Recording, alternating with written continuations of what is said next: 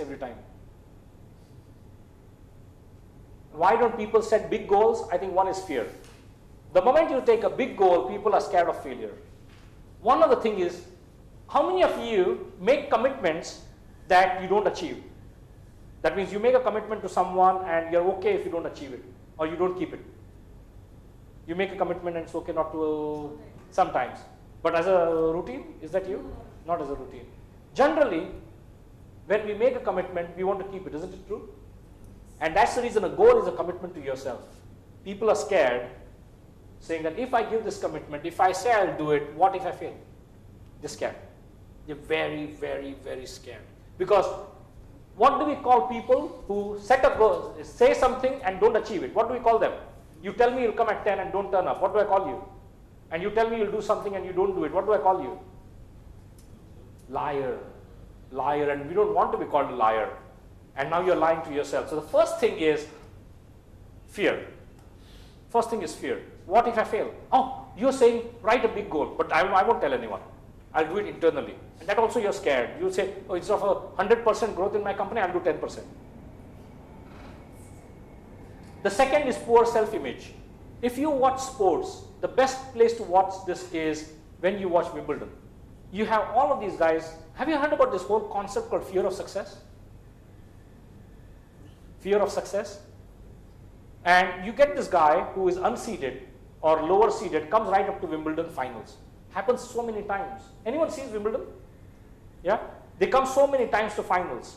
And what happens? The seeded guy, if he had met them earlier, he would have blasted this guy, but in final loses. A lot of people say, this guy is scared of success. No, that is not true. Fear of success is fear of future failure. It's as simple as that. Fear of success is nothing but fear of future failure. Now, if I win the crown, what happens now? I become the defending champion, everyone wants to beat me. Will I be able to keep it? Will I be able to sustain it? Will I be able to defend it? Oh, instead of that, let me lose.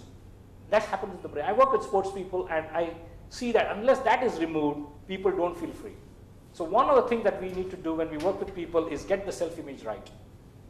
Self-esteem right. This is the first time in Indian history that everywhere that you look around, we have belief.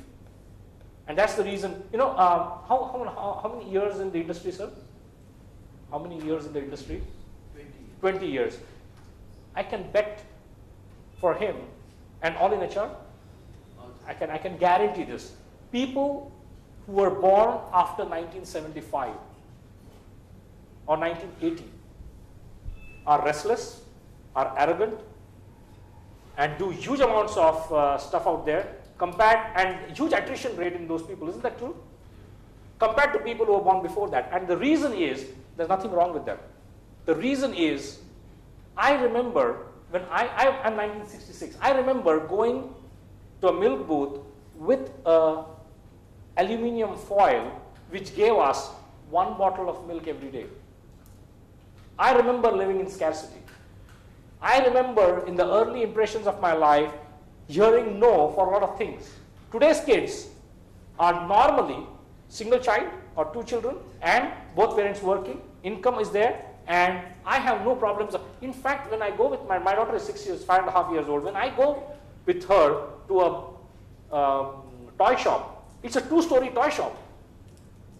She has more toys than I earned in my first 5 years of life.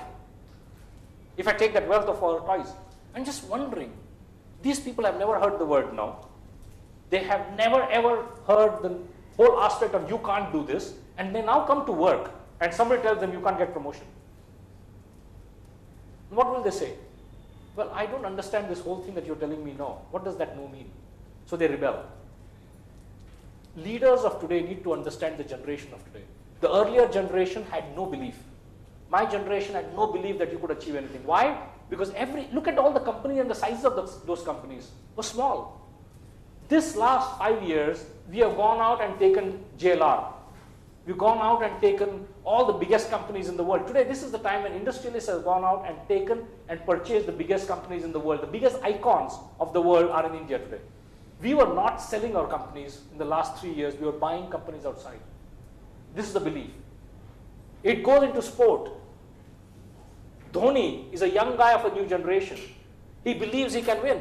He goes into World Cup knowing that he will win.